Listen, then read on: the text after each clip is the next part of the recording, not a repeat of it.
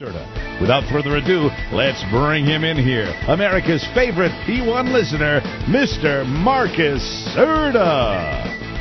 You know, I still listen to that, and I'm not quite sure if America really believes that I am the favorite P1 listener. I'm not sure America believes that they're going to bring you in after the Lion State show.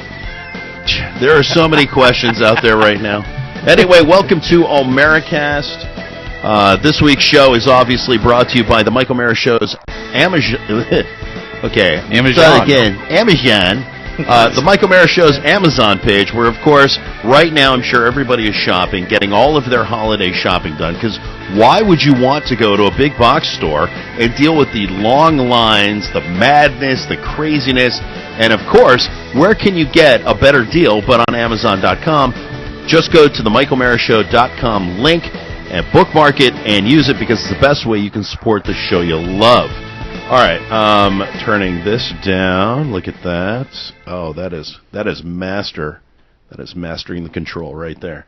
Welcome to O'MearaCast. As I said, on my left is Steve Mermelstein. Hey now. And Steve is screwing up technical already, but hey, we're glad he's here.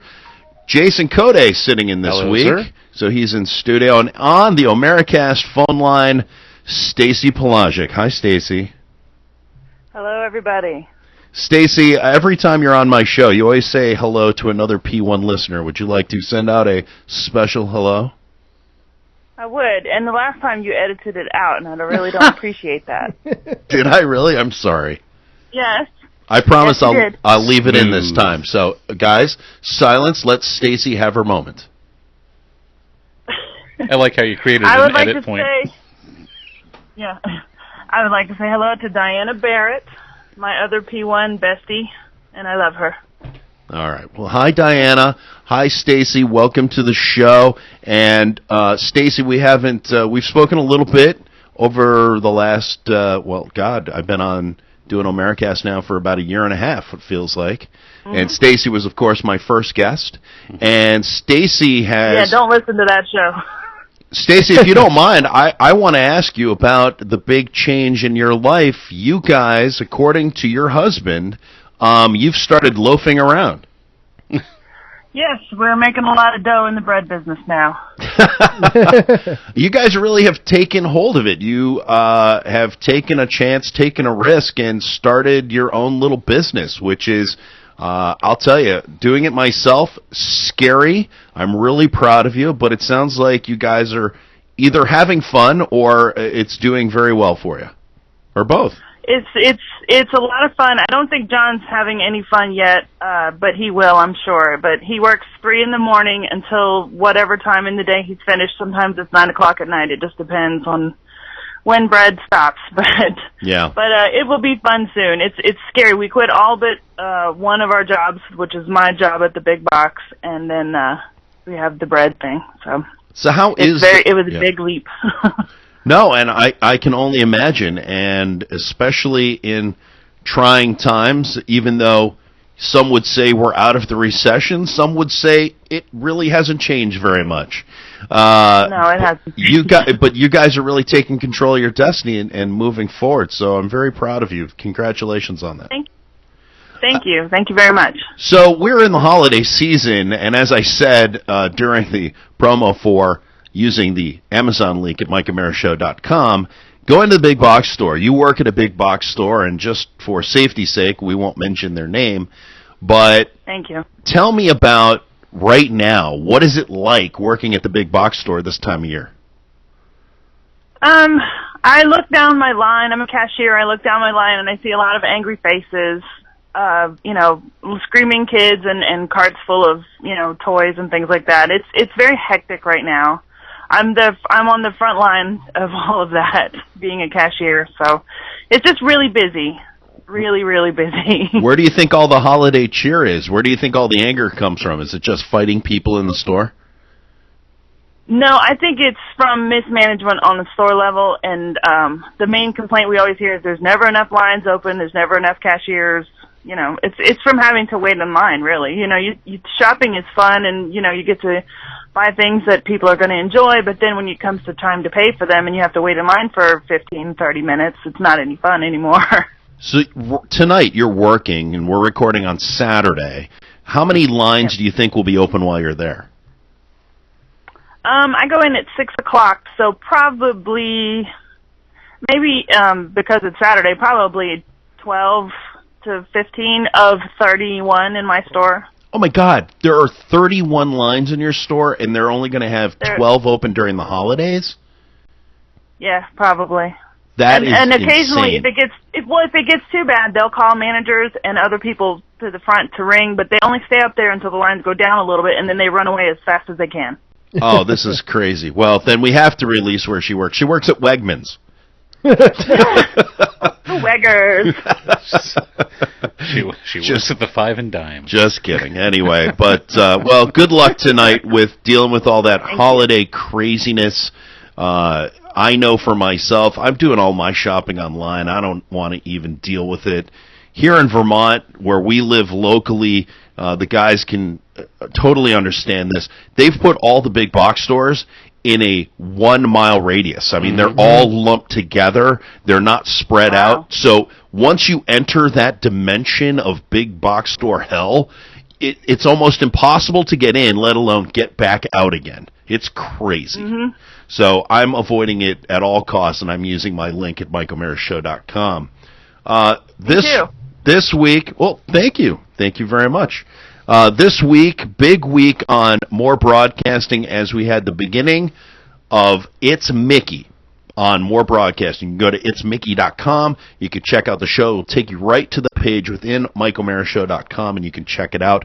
But I'd like to start with a couple of revelations that happened this week on the show. We'll start with this one from Mike. A week off or something like that, and you're not doing anything, you got the kids, you're always welcome to come by. We have a brand new studio, and we're actually going to have new digs in 2014. I'm tipping our hand a little bit. Careful now. A little breaking news. You're going to be very, very pleased, and it's going to be very convenient for people like Angie Goff. So, a new digs in 2014. We just got new revised digs this year in 2013. Jason. You know what I'm looking forward to? Is the phone call you get on Tuesday for blowing the surprise. Why wouldn't that surprise me? It'll probably happen. Steve, what do you think? I mean, the digs at Mike O'Meara's house are awesome. I think the upgrades were fantastic. Yeah. I know when it first was revealed last year, we debated what was going to happen, how it might feel, because the couches were coming out. But honestly, I think it sounds better. They sound much more mobile, able to work all of the equipment because it's very convenient. But now they're talking about what sounds like moving out of Mike O'Meara's house and actually moving off-site. He must be sick of getting teased, for his down the stairs commute. Well, it's possibly that. I have a feeling it also has to do with the fact that maybe he's just sick and tired of people showing up at his house unannounced. I think. Well, that sounded a little personal. I don't. Have you ever shown up at somebody's house unannounced? Not me. That was not me. I'm just saying. It's pretty special when he feels he's got to move the whole show because of one Christmas episode. No, I think he tipped his hand. Marcus. I think he tipped his hand in that clip when he was talking with Angie because he was saying that it will be more convenient for guests. And they put in the phone line this year because they talked about they want to get bookings. They want to start to get people on. Their audio sounds good. They're thinking about doing musical acts. They want it to be accessible.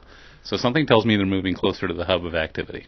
And I can understand that, but as far as the phone line is concerned, not really working very well for them. Whether it's a dialing issue it got used this week.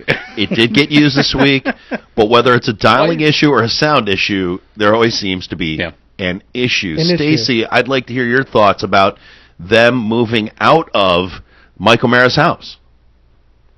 I think it's they're taking a page from maybe Big O and Dukes and getting a dedicated studio space for themselves. And it sounds good to me if they're going to do musical acts and things like that. You don't want that in the house with the baby. It's too loud. There is that. There's my practical aspect. And all the coming and going of, various guests and stuff, it's probably better if they get a dedicated studio space for that. A page out of Big O and Dukes. This must mean Oscar has quit another job and kept the keys. No. Well, no, I mean, because Big O and Dukes has their own studio in the strip mall or wherever they are, and I think that's a good idea for them, because then it keeps the riffraff out of your house and into a place where they're not going to come and kill your family or anything. Well, they're in Oscar's old employer's building, as far as I understand, and they're still in Manassas. But I would agree with Jason that it seems to be revealed that maybe they're moving closer to maybe the D.C. belt area, so that way people have access from the airport adjacent. Possibly. Maybe they're moving closer to Dulles. Maybe they're moving closer to D.C. Either way, who knows? Maybe they'll be doing it on the Buffalo Wing. Who knows? The Buffalo Wing. I forgot about that. Yeah, so I think it'll be interesting to see what happens. I look forward to it, even though there is a portion of me that kind of enjoys it being in the house. And it still comes down to one major thing. Distractions for Mike are entertaining for me.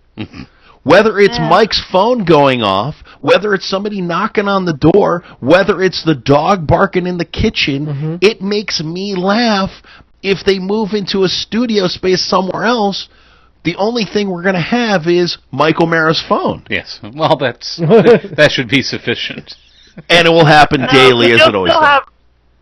You'll still have Oscar getting distracted with his phone and things like that. There'll be plenty enough distractions for Mike, because there was. I remember when on Dawn and Mike there were always distractions. It wasn't always closed off. Then I hope they move into a warehouse at the end of a runway at Dulles.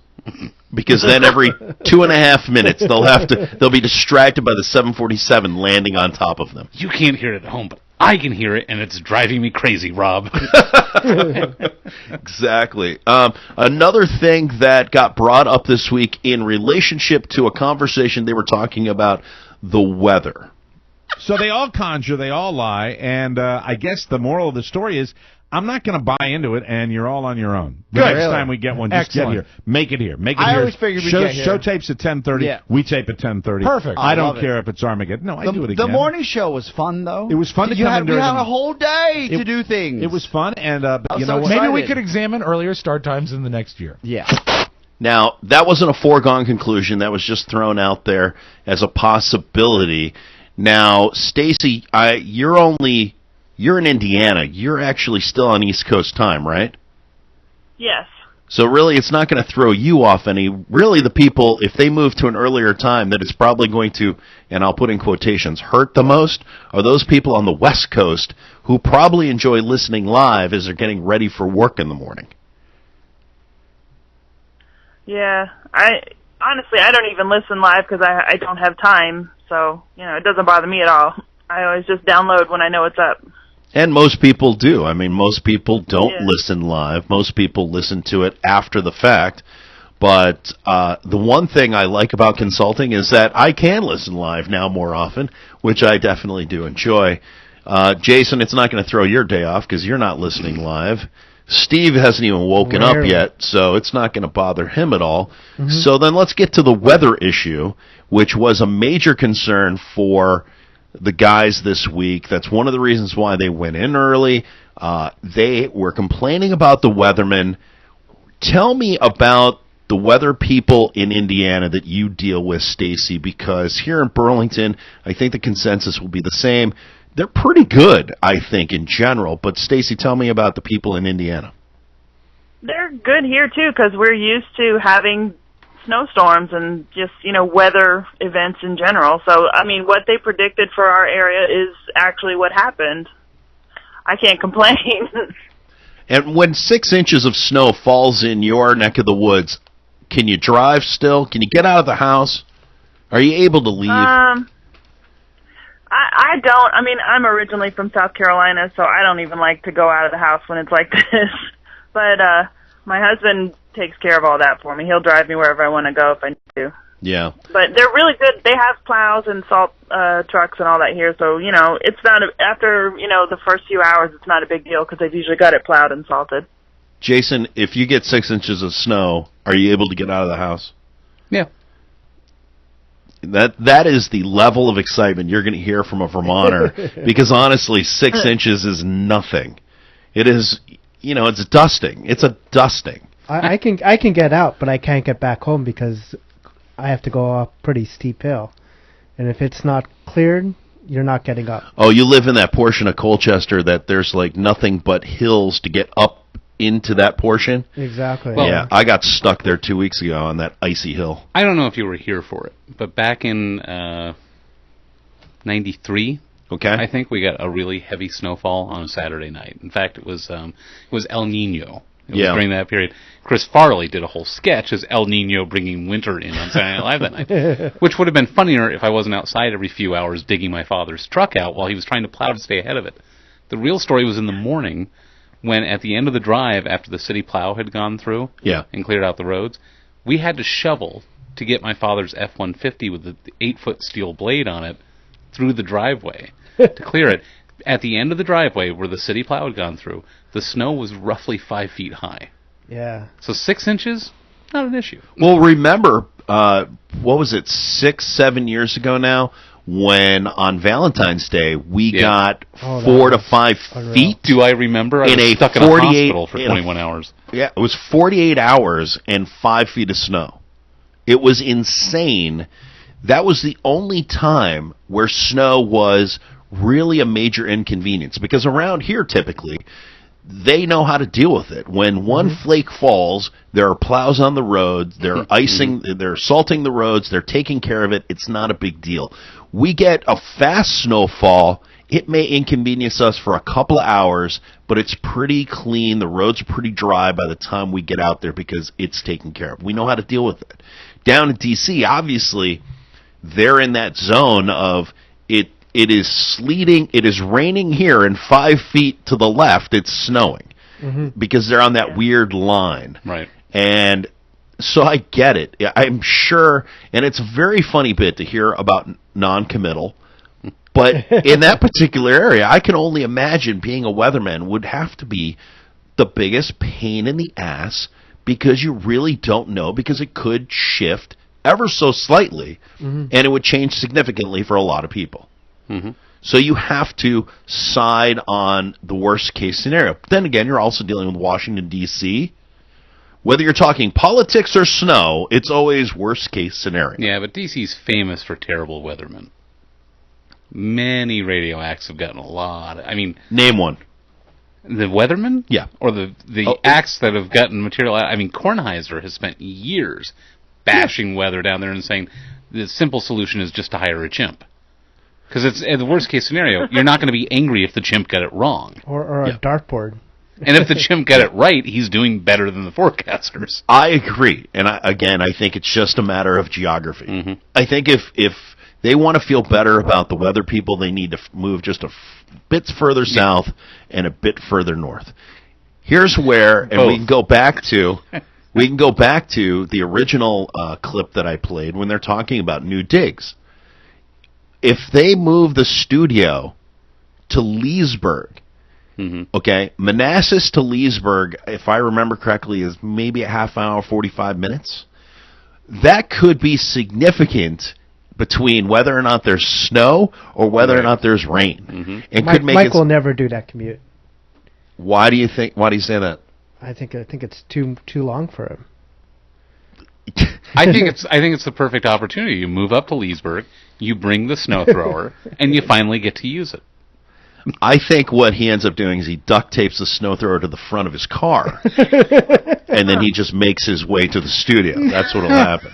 Yeah, it clears a 30-inch path in the middle of the grill. That's right. That'll be useful. That's all you need. Stacy, where are you exactly in Indiana, or general area, if you want to share that? Let's see, about 45 minutes south of Indianapolis. Okay, so you're not nearly as bad near as the middle of the state, yeah. Right. So you get snow, you get a pretty good helping of snow, but not nearly as bad as if you were up in northern Indiana getting that lake effect. No. If we were up there like near Michigan and stuff, it'd be a whole lot worse. Yeah. We're closer to Kentucky, so closer to this southern, warmer climate, you know.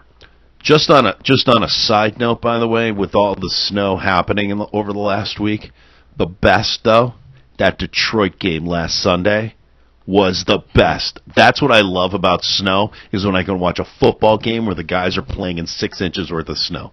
That was the best game to watch. So entertaining. That was insane. It was awesome. I could have watched Red Zone, and I decided absolutely not, because that game was so entertaining to watch, just them playing that snowball. That was funny and fantastic. And for them to score as much as they did and have such great plays throughout the game, even though there was that much snow, it was just fun to watch.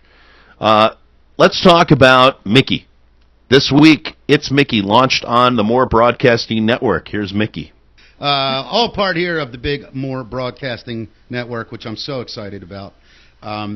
Next week, I'm hoping next week I'll have Joe Robinson and Rob Mayer, who have a show, Rob and Joe show on More Network, have them on, and I want to get the guy that does a thing called O'MearaCast, where it's basically he recaps everything that the O'Meara Network puts out. Oh, cool. Kind of like talks about it and stuff. Nice. I think his name is Marcus. Want to get Marcus on too and talk about it. You know who I want to interview once? You know Dave from DCR TV? Yeah. I'd like to interview him because he's fascinated with radio. I spoke to Mickey. He will be on O'MearaCast next week, so we'll have him here. He has not spoke to me about me being on his show. I'd love to do his show. And we'd like to just be acknowledged by somebody on More Broadcasting, right?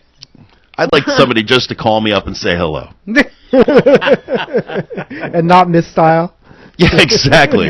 Try calling the correct number the first time. Stacy, have you listened to It's Mickey this week? I listened to the first 2 episodes. I was trying to catch up a little bit. We've been really busy, so I haven't had a lot of chance. But I like him. I think he's good. I think he's going to get better, because I can imagine how difficult it is to be in a room by yourself and talk, you know, to yourself. So I think it's going to be great. Well, I think a portion of it too is understanding and kind of creating what is the show I'm putting together. And he's trying to figure that out to a certain extent. He's added a co-host, has he not? Yeah, he's got 2 co-hosts, and there's Wendy, and there's another young lady that I can't remember off the top of my head right now. Jen? Jen, yes, thank you. And so between the 2 of them, they will flip-flop. I think Wendy's Monday and Fridays, and then Jen is Tuesdays, Wednesdays, and Thursdays. And the thing that I'm enjoying about Mickey is he says some things that will stop and make you think, because he's very forward. And at the same time, he'll say some very outlandish things that make you go, and I have a clip to justify that in a second. But Steve, have you listened to It's Mickey this week? Yeah, all 5 shows. It definitely got better from like the 3rd show on, I would say. Yeah. Well, I liked the first show simply from the fact that it was a nice show to set the table. Here's what I want to do. Hi, I'm Mickey. Here's what I'm setting up, and it will only get better from here. And I think that it has, and it will continue to get better as we go along. Jason, how about you? Are you caught up? I haven't had the chance to catch up yet, because I've had a weird schedule this week at work, and I've been catching up to O'Meara in order to be on the show today when I found out Friday that I was going to be on. So we had to get things together a little bit, but I'm looking forward to listening to it. I have them all downloaded. Well, then, for most of our listeners, they'll be very happy to know that Jason will not be speaking in the next segment of O'MearaCast as we talk more about Mickey Coachella and the new show It's Mickey right here on O'MearaCast. Hey folks, it's your old buddy Rob Spiewak with a question. Do you miss the way radio used to be? Oh, it might take you a while to remember it, but there was a time when you actually used to listen to the radio for music. Well, thanks to More Broadcasting, you still can, because each and every week I do the Rob Spiewak Show, 4 hours of boss radio that is fast, funny, and it is fun. Check it out, robradio.com, and don't forget the extra B. That stands for music. Rob Spiewak. Welcome back to O'MearaCast, and as we were talking before, Mickey Coachella, now on More Broadcasting with his show It's Mickey, and as I said, he has said some he's very straightforward. He's very honest, very blunt in some regards, and I like it because it's refreshing. It's one of the things I enjoy. It's one of the things I like most about Oscar is that they kind of tell it how it is. Mm-hmm. Well, here's Mickey saying something that might be a little controversial, but gives you a little insight into Mickey's psyche. Don't you want to know if Bigfoot's real? Like, just yes or no. Does it torture you at all to not know? It does not. I don't even think about it. That stuff tortures the crap out of me. I don't know why. Like, not knowing if Bigfoot is real or not, I will think about that for hours. I'm sorry. I just don't care enough about Bigfoot, I guess, I don't know if this is going to work out. Yeah, this one topic out of a billion we could talk about. Anybody that knows me knows Bigfoot is very serious to me. I know. Bigfoot, aliens, I get it. I get all that is the package of you. You're the one that wanted to talk about it. Yeah, I know, but I can't believe that you're siding with the enemy. The enemy. Yeah. That's a really strong term. We're going to call people that don't care enough about Bigfoot the enemy. No, people that would rather put money into cancer research than finding Bigfoot, to me, is the enemy. Say that one more time out loud. People that would rather put their money into finding cancer research instead of finding Bigfoot, to me, is the enemy.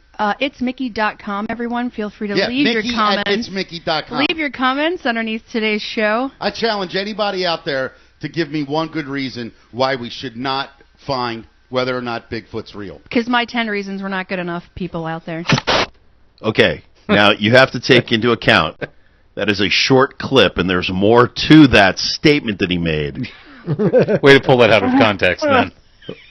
I'm admitting it out front, but I mean, you listen to it, right? And there's a little more to it as he continues to go on about what it means concerning money going into cancer research versus trying to answer these questions, these big ultimate questions about Bigfoot. Right. Honestly, I could give a crap less about whether or not Bigfoot exists. You know what doesn't help there? This is Baltimore accent. I don't care. I don't care about Bigfoot, but I hate cancer. I can tell you that much. You and I both, and I have my own personal reasons for hating cancer enough that I would put money behind cancer research before I put money behind Bigfoot. And by the way, Mickey, before we have this little chat, I'm sorry, I am now the enemy. You're still heartbroken over the loss of Patrick Swayze, aren't you? Come on. Nobody puts Marcus in a corner. You cannot tell me that putting money behind important research, whether it's cancer, whether it's any type of medical condition, hell, putting money behind drivers' education programs to help teenagers become better drivers is probably more important to me than figuring out whether or not there's a Bigfoot. Let me try to help out Mickey All right, here. now you've crossed the line, Marcus. Now you've crossed the line. Let me try to help Mickey out here. What if we discover that once we find Bigfoot, he is the world's leading cancer researcher? What if Bigfoot has cancer? Then how is Mickey going to feel? Bingo. Exactly. Because then there's nothing we can do for him. Cancer the Bigfoot. The poor guy. Who's... Again, if you listen to the show, it's so funny because I remember when I heard this statement coming out of his mouth, and I was like, what? Hold on. Rewind. Go back. Oh, yeah, that's going to be a clip for today. Because Mickey, now there was a really great discussion on divorce this week. There was a really great discussion on some political things this week. There was a number of very interesting topics that he approached and was very forthcoming. But then he throws out, this is something that spins his wheels. In his off time, he's having an anxiety attack about why we don't know Bigfoot exists. You know, we have a Bigfoot cam on Ustream, and it's you can come watch and look for Bigfoot. You're kidding. No. Steve, how many times a week do they make you walk across the camera in the suit with the watch? I haven't done that, but I did set up the camera for that. Now, okay, you're from. So you guys have. Did you guys set it up, or one of your users set it up? No, we run it for Animal Planet. So Animal Planet. Oh, for that show. They got that Bigfoot. Finding Bigfoot show, right? Right, exactly. And they're actually spending money to put a camera. Where is this camera at? It's an undisclosed location, wink, wink. Undisclosed. So, like, outside your back door? Very possibly. It's in Colchester, It's in his Vermont. garage. It's in his garage. They put up fake trees, and it's just... Yeah. It's a forest. It's a natural forest. Is it right next to the moon landing set? It's in his kitchen. He's just got a really, really tight close-up of his glade. Out of curiosity, how many people watch that particular stream? A lot more than watch this? they watch this show. You know what? I'm sure that if you have a streaming video of people going to the bathroom, there'll still be more viewers on that stream than there are on this one. All right, Which really puts into question why I have him here in the first place. Let's define our burning issue that grinds our gears. Why are there more people watching for Bigfoot than watching us? Right. That should be the big question of the day. Clearly, but clearly I have we need... to say, the people that watch that show, you would not want watching us because it's mostly kids and a lot of people have way too much time on their hands that are just really silly. I think we need to start wearing white coats and researching cancer and Bigfoot, and then we'll pull the market. Now, I'm kind of going off on a tangent here, I know. Mm-hmm. One of the big cams that you guys have running all the time, or at least one of your users does, is that owl cam. Yep. And that gets huge hits all the time. People eagles. are just watching these birds nest. Mm-hmm. Mm-hmm. Boring. They're cute. They're cute. The babies People are like cute. Well, I can understand it's cute when there's maybe a nest full of little baby birds, but typically they're just sitting there doing nothing. They're waiting for the eggs to hatch. So, going back to the Bigfoot video, what are you looking at? Is it just trees? What is it aimed at? It's a camera panning in the forest, and you're supposed to look for Bigfoot. Do you have a camera out there looking for Champ or the Loch Ness? We're exploring the idea of putting some underwater cams in Lake Champlain. You're going looking for mermaids. Great. What is the cryptozoological budget for Ustream? We do this all on the cheap.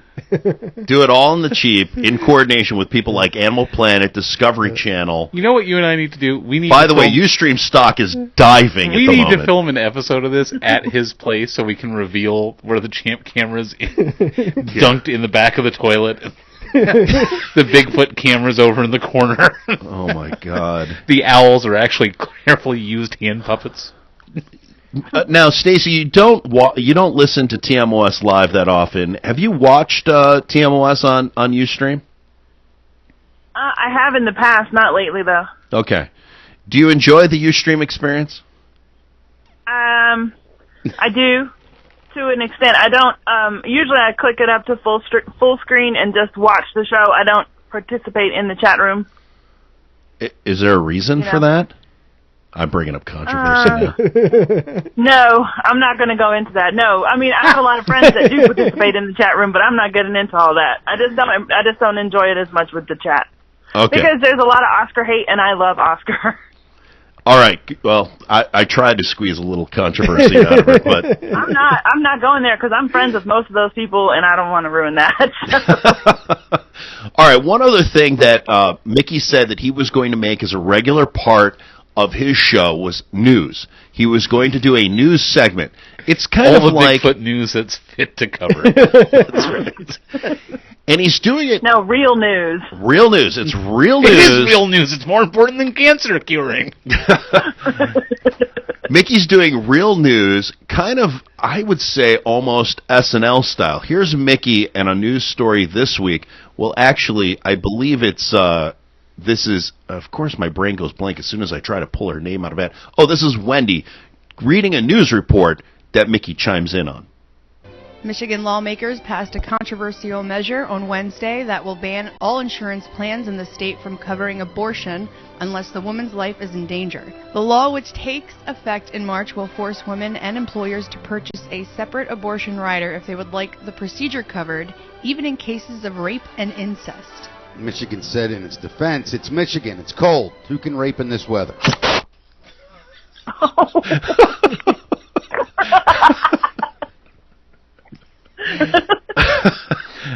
They're truly dedicated.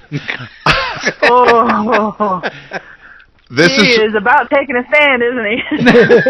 He is, and this is one of the reasons why I'm enjoying It's Mickey, because that was another one of those news stories that just stuck out for me, and I went, you know what? If that was a Vermont law, the punchline would still work. Stuck out for you, but it didn't stick out for the women of Michigan, did it?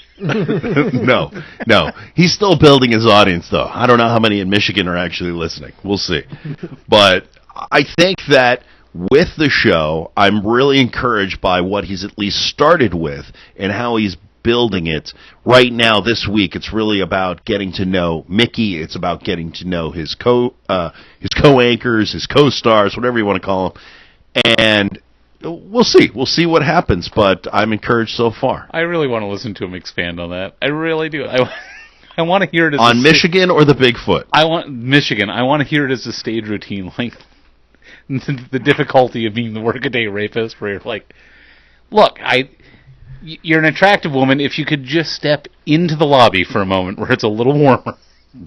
Okay.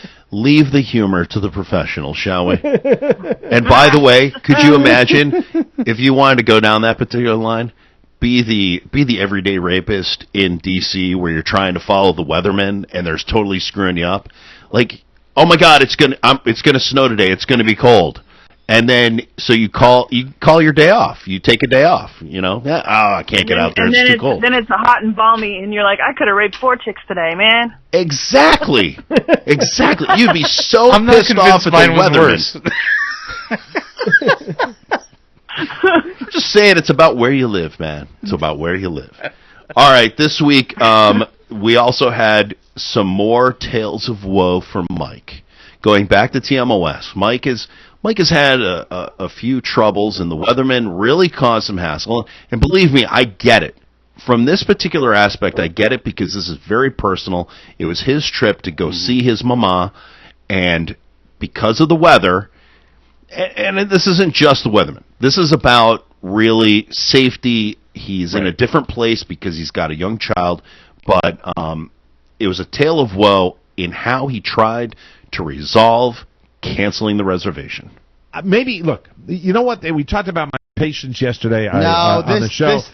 This grinds anyone's gears. This is something where I wish to God that I would let it roll off my back. I wish I could let it roll off my back. I wish I could let the fact that I've dealt with this company, that I've stayed at this particular hotel every single time I have gone to Boston. People that listen to the show know how many times I go to Boston. Yeah. I am a repeat customer of this hotel chain, and there was in no way by this bitch at this call center, there was not even the slightest level of empathy on any level. Interest. I felt like I was talking to a prison guard. Yeah. There was nothing they could do. Well, a prison guard at least would give you a little more personality. There'd probably be more humanity with yes. a prison. I said, and at one point I think I might have said, I'm just looking for a little humanity here. Yeah. I believe this is a situation that we've all gone through, and I'll go back to, and Steve, you remember this, because when we left for OMearaCon, Steve went with me to go pick up the rental car. And who was the dumbass who rented a car and put in the wrong dates? That would be me. And I went through a service. I didn't go through the rental car agency directly. Right. And so on there it says, whether you use it or not, it's use it or lose it. And so I walk up to the counter, and Steve knows. I said, well, there goes that $250, because there was nothing I could do about it. And honestly, at the time, knowing our time schedule to get down to OMearaCon, I didn't have time to fight it, or the energy to fight it, because I knew where it would go. It would go nowhere. I would end up in the same place because I've done it before. I think I was sweating more than you. Oh, man. There was a portion of my brain that was working out whether or not it was worth taking the fight. Because I personally think what they should do, I am there to get my car. I honestly think that if you're a good company, you're doing a good business, you go, look, he made an honest human error, and so therefore we give him the credit. Here's your car. Have a nice day. That would have been fantastic, above and beyond customer service. It never happens in this day and age. But no one cares about their customers anymore. No, absolutely not. Stacy, I'm going to come to you. You work in a big box store, but and it's probably one of the places that gets the biggest complaints concerning customer service and how customers are being treated. Can you share a story? Obviously, we're not going to say the name, but can you share a story about either things you've witnessed or maybe something you've gone through yourself? Well, first of all, usually at the big box that I work at, the front line, which is us, the cashiers, we get the most complaints because we're the only people that actually talk to customers, you know. And so we hear all the time the same things, this place sucks, you don't have enough cashiers, or you're out of something or whatever. And I always say, okay, I'll tell a manager. I don't tell anybody. I don't get paid enough to do that. And that's the problem is that we get to the crux to bother with you. There's the crux of the problem right there. And Mike said that during his story. There's the crux of the problem right there. Not getting paid enough to care whether or not I get, as a customer, what I'm looking for. Now, I do make sure that my customer feels like I'm going to do something about it, but I'm not going to do anything about it. Now, I have to say, I spent 14 years in retail management. I managed stores and in all kinds of businesses and stuff. So, I mean, I have a management experience with this. But, I mean, as a cashier, I don't care. I ordered something this week, and it was shipped to us to the store for pickup. And when I went there to go pick it up, there's no employees. There's a computer, and you swipe your credit card, and then someone brings it out to you. And the person that brought out the item, she has the box in her hands, doesn't say a word, no hello, no happy holidays, nothing. Signals to me to come get the box from her, which I do, and I take it, and I say thank you. And it's the second I put my hands on the box. Yeah. She was back behind the employees only door, gone. Not one word. The whole interaction. Mickey was reading a story this week on his show concerning, was it Mickey? I might be getting them confused, but I think it was on Mickey, where he was talking about a place in France that is charging cups of coffee based on your politeness. Maybe it was on TMOS.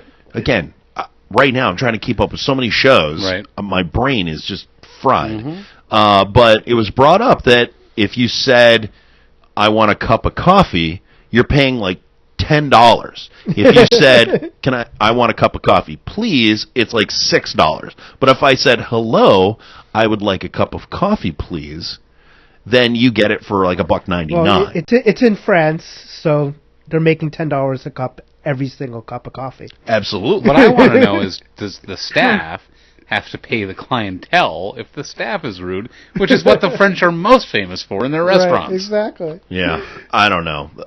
But this situation happens far too often where we, the consumer, get treated like S. I mean, we don't get what we're looking for. Would you like my story this week? No. Okay. No, go ahead. That was a demonstration for the listening audience of how this feels. Now, I during my lunch break the other day, I went and pulled into the big box I work in. Just up the street, within 30 seconds, is a Burger King. So I don't care. Screw them. They're going to get to hear their name. Yeah. They're never going to advertise on this show. Yeah, that was a concern. I've already been disparaging about their fries. So I pull in. Well, I generally like their burgers and stuff. So I go in. I've used this drive-thru perhaps a time or two before. So I know how to utilize the transaction. I know how to get involved with this. Okay, I pull up to the window. I get the little pre-recorded message that they all play now. Yeah. What would you like to get? And so I start to place my order. Before I can even finish the third word, this is what I get. I apologize to the listening audience, but you have to hear it in the same tone and volume I get. I can't hear a thing you're saying. I didn't even pause. I accelerated out of the drive-thru and went down the street to a competitor.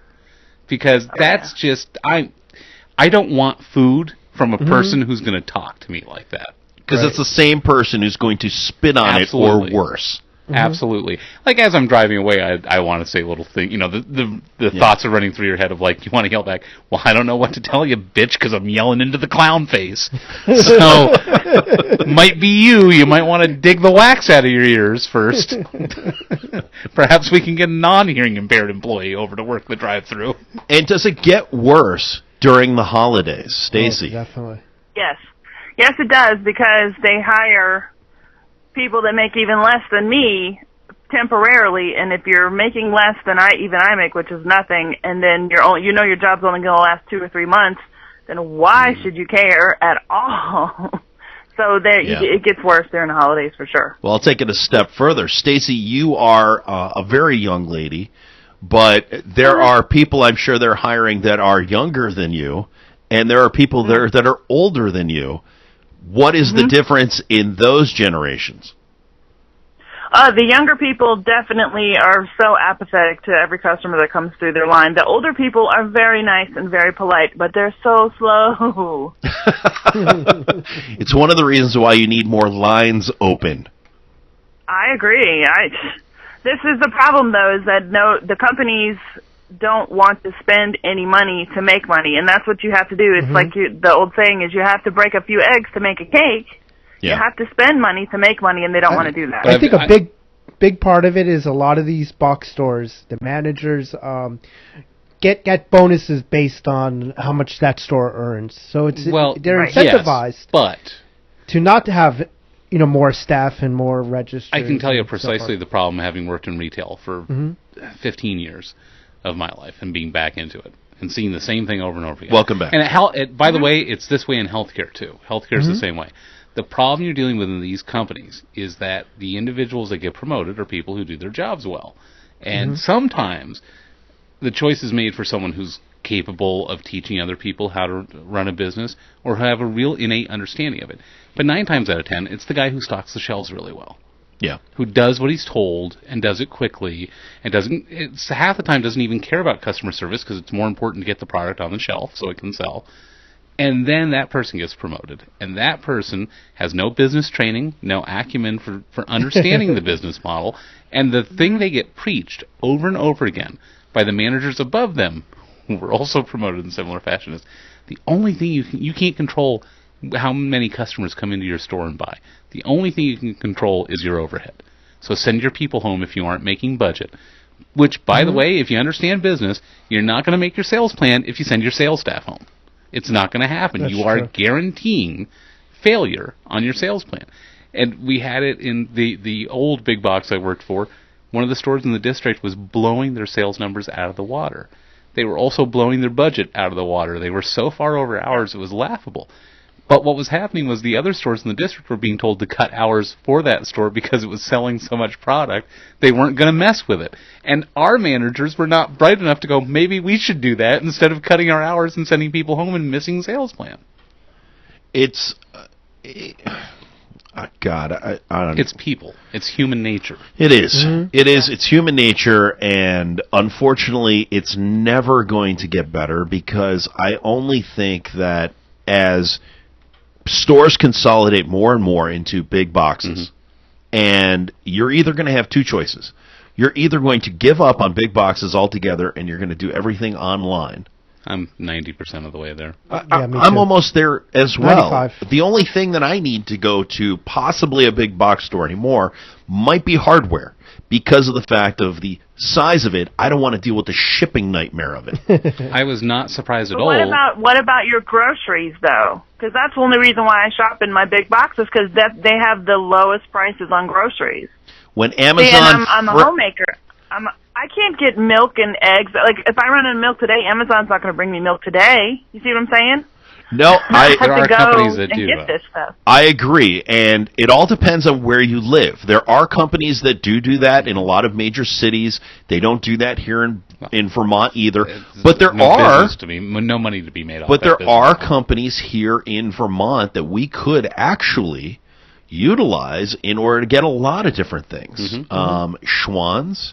Yep. Here, with the number of farms, there are a lot of CSAs that you could participate in that are very convenient. So you basically drive up, grab your stuff, and leave. And great product. Absolutely. So there are opportunities to do that. When there comes a time and Amazon works out the system, there will be a day when it's not just Amazon, but companies like My Web Grocer will have partnerships with these other grocery stores, whether it's a Kroger's, a Giant, a Price Chopper, whatever it is. They will work out a system where you buy your groceries online and it's delivered to your house. By drone. By drone. It's going to happen. It's going to happen. So there's going to come a day. It's just not happening right now. So I understand, Stacy, what you're talking about. But really, welcome to the Super Sugar Glider. When I leave the house, it's funny because now that I really think about it, what do I really go out of the house to the store for? It's either, you're right, to go get groceries or to follow my wife like some sort of puppy dog because she loves to go shoe shopping. I hate it. I'm so not like a typical girl. I hate going shopping like that. I can't do it. That's why I shopped online for everything I could for Christmas. I hate going in the stores. That's why I send my wife with her mother and go, you guys have a great time. I love you. Have a great time. See you later. And make sure, somehow I try to grab all the credit cards before she leaves. But it's the new... It's amazing how that has all changed because growing up, of course, you went to the store for everything. You didn't have that online experience. You didn't have the convenience. If you have the right clip here, you've actually created a perfect segue from one segment to another because you've gone from the anger of poor customer service into the discussion of men and women and how they relate to shopping, which they were talking about this week. They did, and I don't have that clip, but I do have a clip of a young lad. A young Bolivian lad who got a little upset with a young white lad who... Well, it wasn't even the young white lad. It was the young white lad's wife. No, not talking about that clip. Oh, okay. We'll listen to it. Matter of fact, I want to get Stacy's thoughts on this clip because this is a friend of Stacy's, and it's a friend of all of ours because he's a huge P1 to the Mike O'Meara Show when we get back right here on O'MearaCast. Do you love your iPhone? Do you love your iPad? Do you love your Android? Do you love your Nexus 7? Did you play Atari? Did you program the TRS-80? Do you love technology? We all do. And more importantly, do you love entertainment? Yes. And if you do all those and above, or whatever I'm trying to say, you should listen to Tech 411. That's right, Tech 411 show with Oscar Santana and Todd Moore. Bring it. Let's try it. That was fair. More Broadcasting. For more information, visit us at morebroadcasting.com. Welcome back to O'MearaCast, and this week, you said it right, Jason. There was a moment on TMOS where I felt a little uncomfortable, and my name wasn't even included. Once. First time for everything. But this is a P1. Everybody knows who he is. And Oscar had an issue with him online and then made this statement. You'll never, I would pray there would be some defense of one of us when we get into it on the show or individually. I have personally and publicly. Right, I will say this, that Trip Affleck is an asshole. Oh, that's terrible. And I'll tell you why. Because as I got... It's going to be a busy day on social networking sites today. As I got that message, I started reading, and I said, well, I'm not going to respond to this. And I said, you know what, I am going to respond to this, because someone needs to tell this man what's what. Mm-hmm. And as I got through my responses... You're that man. I realized I was doing exactly... Saying that about a war hero. Exactly. Hey! I don't even know what he did in the Navy. I think I do. What do you do? Well, we'll talk about it. I would point out Mr. Affleck's cover page on his social networking site. Yeah. That is a show logo. The man that you called an a-hole has our show as his cover page. Now that I've seen that, Mike, I stand by what I said. Oh, my God, you're terrible. Trip Affleck, you're an asshole. Oh, stop it. You don't have to say that again. Unbelievable. Now, I get the absolutely shtick. Believable. I've seen Oscar talk, or I've listened to Oscar talk before. Come on, this is Oscar shtick, but still at the same time, there is a moment, and I'm sure there's a moment of sincerity in it, just like with any fable, there is some sort of truth behind it because of the interaction he had with Tripp. But we should, if you watch TMOS online and you see Tripp's comments, he tends to be a bit of a contrarian. Stacy, you are, I've seen comments from you to Tripp. You consider yourself a friend of Tripp. Tell us, share a little bit from your perspective about Tripp Affleck. Tripp can be very contrary to some people. He is a hero to me. He is a very generous and loving person, and I love him to the ends of the earth. I'm getting a little misty. He was in the Navy. He's a beautiful person. He's a wonderful hero to our country. And although I think Oscar maybe, maybe that's how he feels, that he's an a-hole, whatever. But I don't feel that way. But Tripp's never had a reason to be contrary to me, so I just stay on his good side. But I know that he can be like that because he's, been like that with my husband a bit, and it's fine. But even John will tell you that Tripp is a hero and that he's been very nice to us, and he's a sweet guy. So I love him. I love you, Tripp. I see Tripp on Twitter all the time blasting Sci-Fi for some of the programming that they do. And I've seen some of his posts. He watches everything. He does. He is an avid TV watcher. I don't know him that well, but what I have seen, I would agree. He tends to be a bit of a contrarian, but I always take it as not as him being an a-hole. It's just his shtick. It's his thing. And some people like that. Honestly, a lot of people, and Jason, you might agree, that if you listen to me when I'm not doing O'MearaCast, for the most part, I will say what people don't typically say, just because I like to see the reactions from people and how they respond to it. You're a button pusher, and that's what Tripp is too. He likes to push people's buttons sometimes. Yeah, well, apparently he pushed the right button on Oscar because it's not hard to push Oscar's buttons. No, but again, it's like, okay, from a percentage standpoint, Jason, I'll start with you. Just give me percentages. How much is shtick? How much is real? Out of 100%, what do you think? It's always hard to tell with Oscar because here's the thing. Okay, I just asked for percentages, and now he's going to you know what's sticking out in my mind? Go ahead. Is the whole blow-up with Mark Ronick. Yeah. You are not a broadcaster. And for the first 10 to 15 minutes of that segment, it felt like shtick. And it clearly was very real by the end of that segment. Yeah. This is probably 85% Oscar shtick and 15% real, but nothing that Oscar does. Oscar is not Micah Robb. Nothing he does is started from the beginning of, this will be funny if I blow this out of proportion. It starts from, I'm pissed off about something. Right. I'm going to go in and talk about it in a funny and entertaining way because I have those chops as an entertainer to do that. But it's real, usually. Oscar is really real in a lot of ways, as he likes to say. And I agree. I think there's probably... He's tweaking it up to make it entertaining, but it's real. There's a real core to this issue for him. Steve, percentages.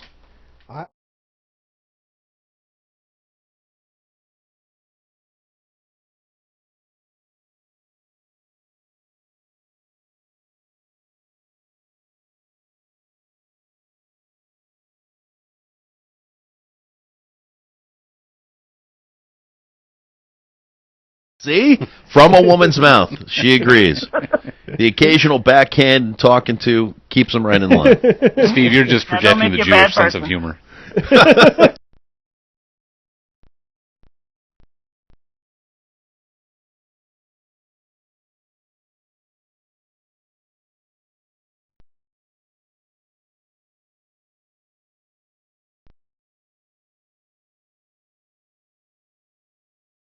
Social media that it's going to get a rise out of people because he doesn't do it that often. So he's smart enough to realize that. So it's probably about 70%.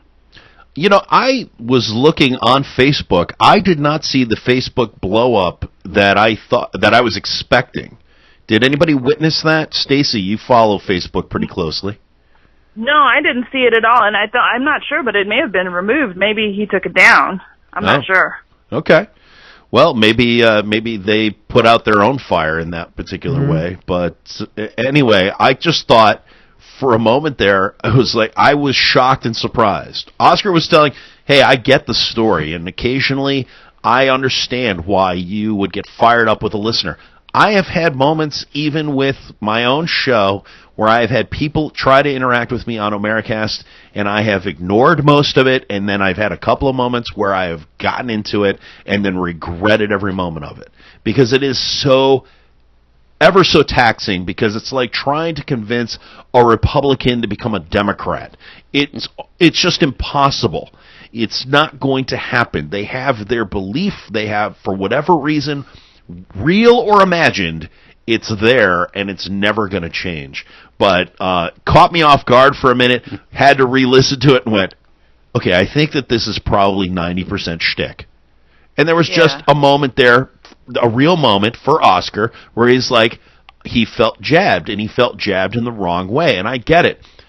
I have to agree with Mike, though, that I think Oscar has a huge focus on technology, gadgets, things, objects, and less, and I don't want to say that he doesn't care about people, because I don't think that's the case. You don't want to call him Zuckerberg?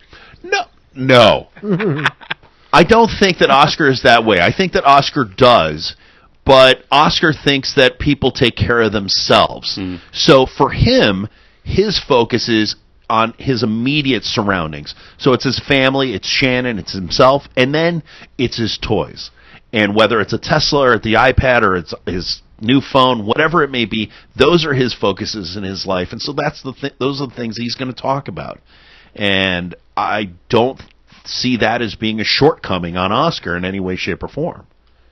But well, it's his business too, the tech stuff, you know. So I mean, he's going to be focused on it because that's how he's making money too. Yeah, absolutely. I'm sure he's making a ton of money off Tech 411. But I mean, you know, just the tech stuff in general, because I mean, it was his idea for the podcast in the beginning. So I mean, he's got his finger on the pulse of technology, basically. Yeah, because, you know, the best way to make money is to create free app company. Everything he's doing is free.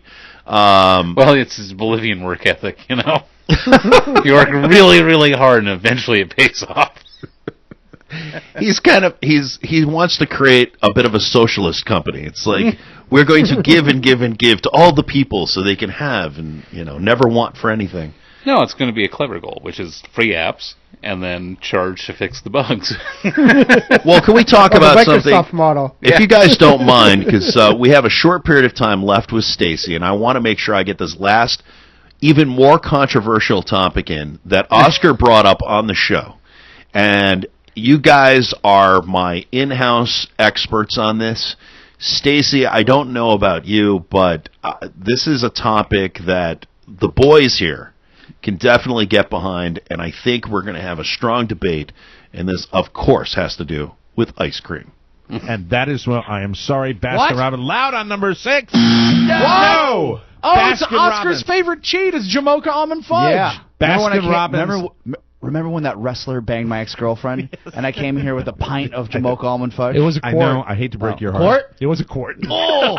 That is bad ice cream. It's not. It is bad ice cream. What flavor did you get? I got mint chocolate chip. That's their signature best flavor. That is not good ice cream. Oh, it is. Because it's not chocolate chip, it's chocolate shavings. And that's the way it has to be for that's mouthfeel. wrong. No, it's got to be. You don't know good ice cream. Rob is right. Okay, Rob is right. All right, you know what? All right, we're going to have a taste test. I will stack up the chocolate chip from Ben & Jerry's against the chocolate chip from Baskin Flavorless. No, it's I think not good ice cream. It's different. And look, traditionally, and I absolutely love Ben & Jerry's ice cream. I do too. It's the best on the market. But they are kind of it's just a different animal. Like they play by their own rules, Mike. Mm-hmm. Ben & Jerry's decides what they want to do when they want to do it. Baskin Robbins has 31 flavors, and they stick to them. Okay, guys, I think this is a huge controversy. This is far bigger than the Trip Affleck situation. But What, the existence of Ben & Jerry's chocolate chip ice cream? the first voice I heard was, of course, over here from Steve. He's like, hell yeah, Baskin Robbins blows! You know, of national brands, I love Ben & Jerry's. You know, especially the new Scotty, Scotch. Oh God, that is good. All right. Do we have to though recuse ourselves from Ben and Jerry's due to the fact that we live in Vermont? No, you do not, because it's the best ice cream. Okay, so Stacy's in on Ben and Jerry's. So Stacy, as far as is mint chocolate chip your favorite? What's your favorite ice cream? Let's see. I like Ben and Jerry's. I have a couple of favorites. I like the caramel sutra, and I like the pistachio. I'm sure John likes the fact that you like Karma Sutra. Caramel. Oh, Caramel Sutra. Yes. That's the one at the caramel core. Yes. Yeah. Too much caramel for me, and I like caramel. I'm sure you do. It looks like you do. It looks like you like a lot of caramel. Yeah, quiet down, mister. My favorite ice cream is the one where I almost can't talk because I can feel the fat against the top of my mouth. And Rob did it again. That sounds naughty. And Rob did it. Until you hear Marcus say it. It is naughty. Rob did it again. It's mouthfeel. It's all about mouthfeel. But He gets me out when he says mouthfeel. I would agree, though, the Baskin-Robbins, their ice cream, not good. It's just not good. No, it's like going over to Friendly's for those of us who live here locally. Right. I don't know if I've ever even had Baskin-Robbins ice cream. Because they weren't really a brand. Have you had Hood ice cream? I've had Hood. It's just like Hood ice cream. Well, then it's garbage. The problem with it is there's not enough butter fat in it. Well, of course and that's not. And that's what gives ice cream its taste. They inject air into those brands. You have to have it's light and fluffy, and it's basically shaved ice. Fat makes everything taste better. Of course. Right. That's what I keep telling my wife. Hi-yo. You having that same experience Rob was bitching about this week? Yes. But honey, it's nicely marbled. So, Stacy, do you have any, just out of curiosity, because I can think of a couple specialty brands here locally, and the guys will know what I'm talking about. Stratford Dairy makes excellent ice cream. They make a great mint ice cream. They make a great chocolate mint ice cream as well. But just out of curiosity, in Indiana, do you have any local brands that you really enjoy? No, there's nothing really great here. They carry all the national brands, and then I don't know. There's a couple, I don't even know if it's national or not, but there's like one called Ruggles, like the Ruggles, but it's Ruggles ice cream. But that seems to be popular here, but I don't like it. I like Ben & Jerry's. I'll just go with that before I get anything else. I think this goes back to the comment that the boys made many moons ago on their last road trip to Iowa. Indiana sucks. Hey! Well, you know, I'm an old Illinois boy. I can get away with saying Indiana that. is a timely booking for this time of year because Indiana is the setting of A Christmas Story. Yes, that it is. Gene Shepard wrote it based on Hammond, Indiana, a little elementary school in Hammond, Indiana, and I know this because my father went to school with him. Really? Yes. Oh. So my father, I remember as I was a kid, taking me to Hammond, Indiana, and showing me there's the school.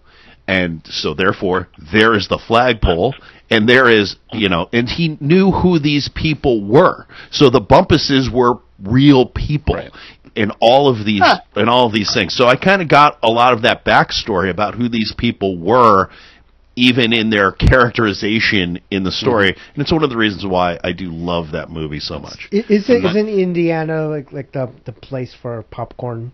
Isn't it? There's an Indiana popcorn company, yes. Yeah. Yeah. Who the hell cares? There was also a TV show called Erie, Indiana. Let's move on. I'm sorry. Let's stop. Let's stop the show. By the way, Michael Jackson. There's a football team called the Indianapolis Colts. Yeah. Too. You know that? And Michael Jackson is from there, the greatest kid toucher of all time. And John Mellencamp is from Seymour, Indiana. Yeah, there you go. All right. Why are we giving so much love to Indiana right now? I have no idea. Because I love it here. Why do you love it in Indiana so much? Because we get 4 seasons, and we're far away from my parents and my in-laws. Because you have to force yourself to love Indiana, or the depression will kill you. Here, let me put it to you this way: you should move to Vermont. You get 4 seasons. No, I take that back. 5 because you get mud as well. 2. Mud. Not only would you be far away from your parents, but trying to fly into Vermont is a nightmare. So it would be difficult for them to even get here. You should try it. It's really beautiful. Probably for my parents, but not for my husband's parents. Oh, yes. Well, then Jamaica. Try Jamaica. 1 season beautiful weather all year round. We have 2 seasons. We have mud and ice, and then there's a brief day where the mud dries out right about July 8th. That you're like, oh, I can walk on the surface of the earth again without sinking in, and then it's back to mud. Why do I feel like I'm talking to a New Yorker right now? You are obviously not a true Vermonter. The I way am you're a true talking. Vermonter. This place is gorgeous and beautiful, and everybody should move here. Yeah, unless you actually are a local Vermonter making local Vermont As a wages Flatlander, and trying to afford living in local Vermont As areas. a Flatlander, I encourage everyone to move to Vermont to drive the Vermonters out. just like we drove out the Indians. Just keep moving them in. Moving them all along. Speaking of which, where the F is my cheap junk jewelry? You get none here because we didn't qualify any Indians here, remember? All right. Anyway, turns out New Yorkers have only become bigger bastards over the years. Look, we've gone way off topic, way off tangent. Stacy's got to get to work. I've got things to do tonight. You've got nothing going on because you don't have a life. I'm making you work tonight. Yeah, thanks, Jason. But Jason, thanks for coming out. I appreciate your help today. Steve, thanks for your help on today's show, getting us up and running on the Ustream. And because I am, by the way, having this monitor here showing my face to me, a little disconcerting. I don't want to see this much of me. I can only imagine what other people are experiencing. You want to know why we don't have viewers. I know. Exactly. All right. Well, thanks, everybody. Stacy, thank you very much for coming on OMearaCast this week. It's great to talk to you again. Good luck with the bread business. Thank you very much. I really appreciate it. Thanks for having me on, and hi to all my fellow Americans. I love you guys. And say hi to John for me, and take care. And everybody, keep following OMearaCast online by going to Facebook.com/OMearaCast, on Twitter @OMearaCast, and we now have our own Google page, so you can go to Google Pages and you can find OMearaCast there as well. So whatever social media you wish to follow, we are there posting all the time, letting you know about when we are recording the show live, so you can watch us on Ustream if you wish, or you can watch the show on YouTube, or you can continue to download us on Stitcher, iTunes, wherever your favorite podcast app may be found. Thank you for your support. We really appreciate it. As I said, next week, a conversation with Mickey Coachella right here on OMearaCast. Leave you with a little bit of Rob Radio. Talk to you guys next week. Bye-bye, everybody.